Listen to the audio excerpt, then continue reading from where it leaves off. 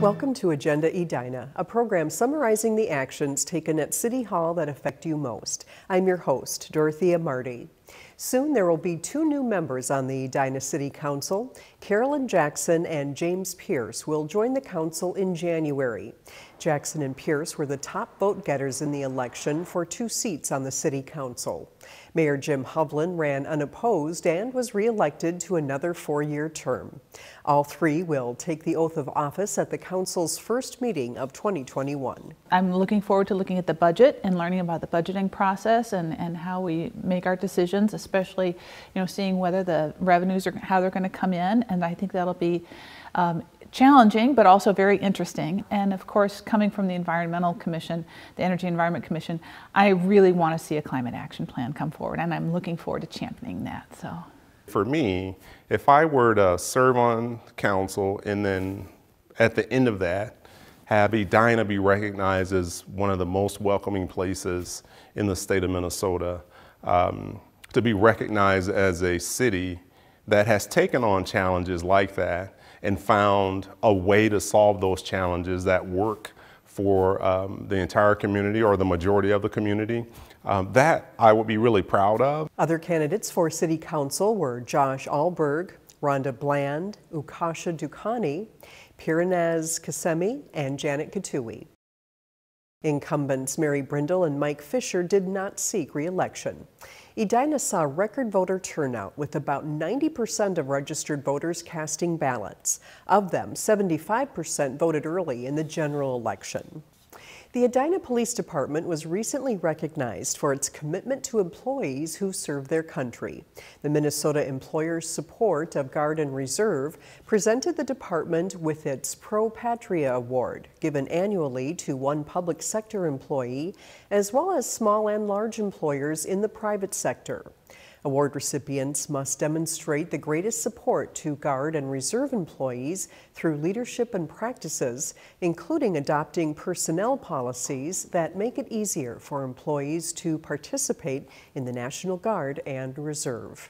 The Edina Police Department was nominated by police officer Justin Patterson, who recently completed a 2-year mobilization and deployment in the Middle East as part of the Army National Guard.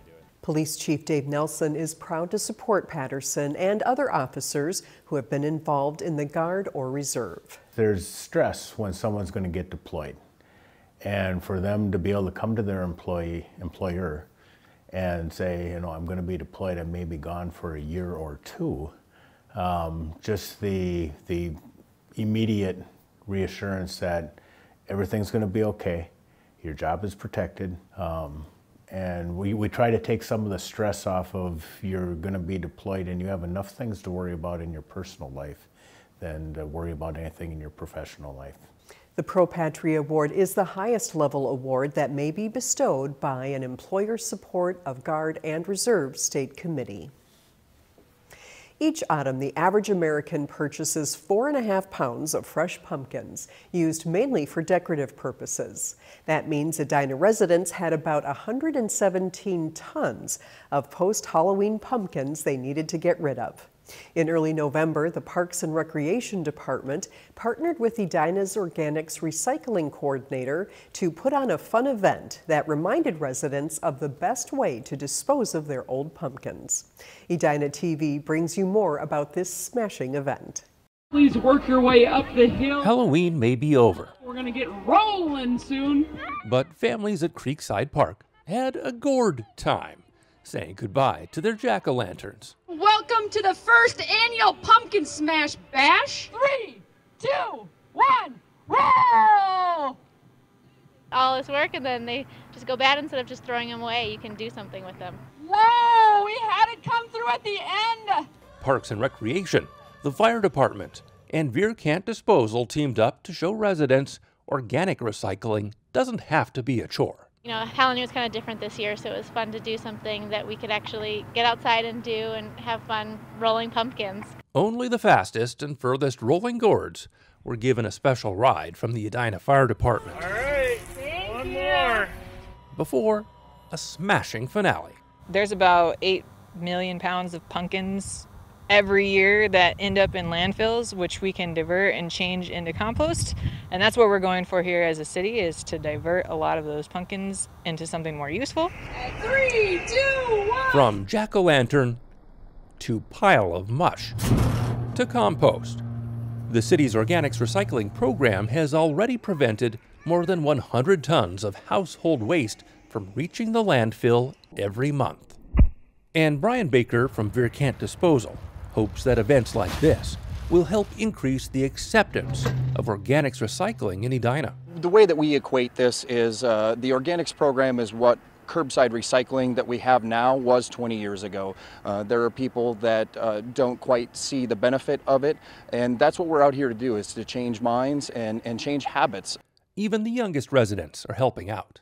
I hope that people in Edina realize how easy it is to recycle something organic. Something that we do on a holiday like Halloween, like pumpkin carving, can be recycled. And that is how Edina is going to have a great impact recycling. Sure, this method is messy. That was crazy cool. But the impact of recycling, instead of trashing all that waste, adds up, making a real difference. It was a smashing good time. I'm Dan Carpenter for Edina TV. This was the first year for the Pumpkin Smash and Bash, and despite limiting the number of participants due to the COVID-19 pandemic, more than 150 pumpkins were recycled at the event. The city of Edina continues to closely monitor the spread of the novel coronavirus and is keeping those who live and work here up to date about COVID-19. If you are hosting a small Thanksgiving gathering, please follow CDC tips, including remind guests to stay home if they are sick, encourage social distancing, wear masks, clean hands often, limit the number of people handling or serving food, limit contact with commonly touched surfaces or shared items. Please visit edinamn.gov/coronavirus for the latest updates or sign up to receive City Extra emails or text messages. On behalf of Edina TV, happy Thanksgiving. Thank you for watching this episode of Agenda Edina. I'm your host, Dorothea Marty.